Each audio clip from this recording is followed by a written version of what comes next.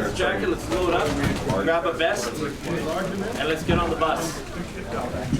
I'll grab a hard hat too. When we first started exploring here, the concept was always that these were small little near-surface deposits. We conducted a geophysical survey, which was deep penetration, and what that survey told us that all the smaller pits that we saw on surface were actually all part of a single, large, irregularly shaped system. And so that's where we started from, drilling and exploring that, and it actually, geophysics doesn't always turn out, but in this case it turned out very, very well. What we're going to do is we're going to come around here. We're almost in the sort of just on the outer edge of the mineralized area, and we're going to drive kind of into the heart of the mineralization. 217 metric tons. The 6 tires on them, the tires are worth about $42,000 each. It's got about, I think it's a V12, 3,000 horsepower engine, Cummins engine on board each of them. How many months do you get out of a tire? We'll get, the better tires right now, we're averaging about 6,000 hours, so that's roughly 8 to 10 months on a tire. Anything you want to say here, Jim? Yeah, let's go. Yeah, let's go, guys. Back on the bus. Well, it's all GPS. I mean, everything is a. You're very precisely deciding that's where you want to go and how deep you want to go and all that. That's right. Okay, I figured. And that shovel now is working his way around here, and this will all go, and he'll tie into the east wall over there. And you can see it's blackish. This is high-grade area, and it touches right against the stock on the other side. So we're coming down into the high-grade area, and you'll get some spectacular assays down in there. But as Peter mentioned on the bus, typically that area was mined underground. That was mined at about 1% copper. So if that hadn't have been mined, this pit would be running about 0.8 copper as opposed to our 0.4 that we're looking at. Would have been bonanza. But we will be working below that too, and everything we have so far indicates that it does just continue at depth. We have some holes, drill holes down below there that were very good grade. 3 bit suppliers for the drills working here, competing with each other, trying to design us a bit that is more productive than the other one. We're working with tire suppliers, you know, we're working with the explosives companies, trying to come up with better ways to blast, get it more precise, and also get our powder factor down. You kind of try to keep the roads graded smooth to minimize the tire wear? Oh, for sure. Yeah. In fact, I think Art or Bill, somebody said something about that.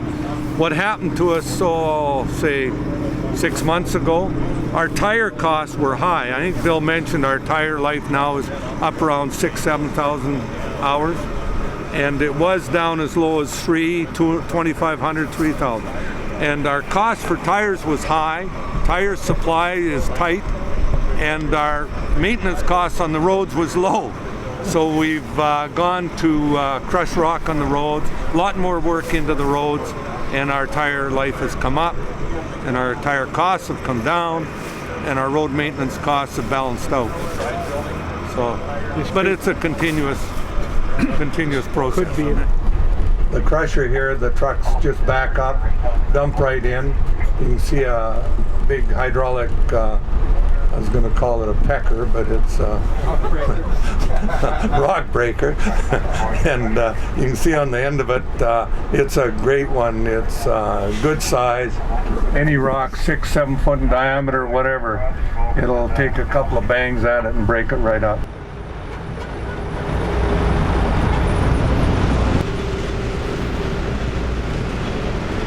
We'll go through the grinding circuit first, and we'll follow the flow.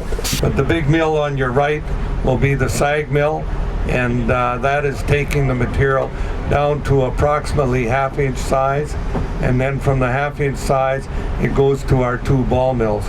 Right now the SAG mill is running at full power, but the 2 ball mills are at about 90% power. So We just have to work on the SAG mill to get more and more through there and improve our capacity even further. Just mention that each of those mills, the grinding mills you saw, all have dual drives with the same motors. They're 8,500 horsepower dual drives, so 17,000 horsepower per mill, and just big steel balls in them that grind the rock up. Once they're coated, they won't stick to water, they stick to air. So we put bubbles in the bottom of the cell, little copper particles stick to the bubbles, float to the top, and come over. Is that what I see over there? That's what you see there. And in that control room, we have screens and cameras and whatnot, various places in the mill or the site, and everything can be seen from the control room. The control room operator can watch the trucks dump. He'll also have control of anything, but we do have an operator in here.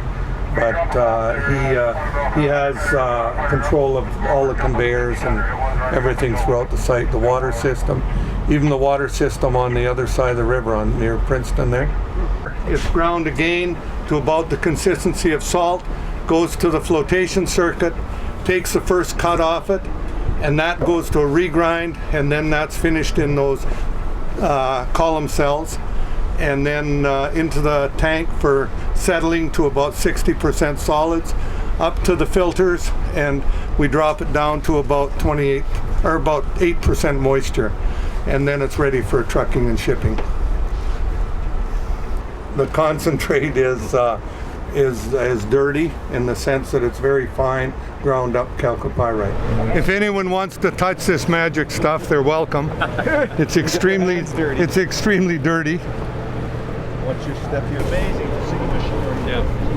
Very fine, eh? Yeah. Just like face powder. Really? Not that I use a lot of it, but I've heard that it's like face powder. So how much percent copper? About 26.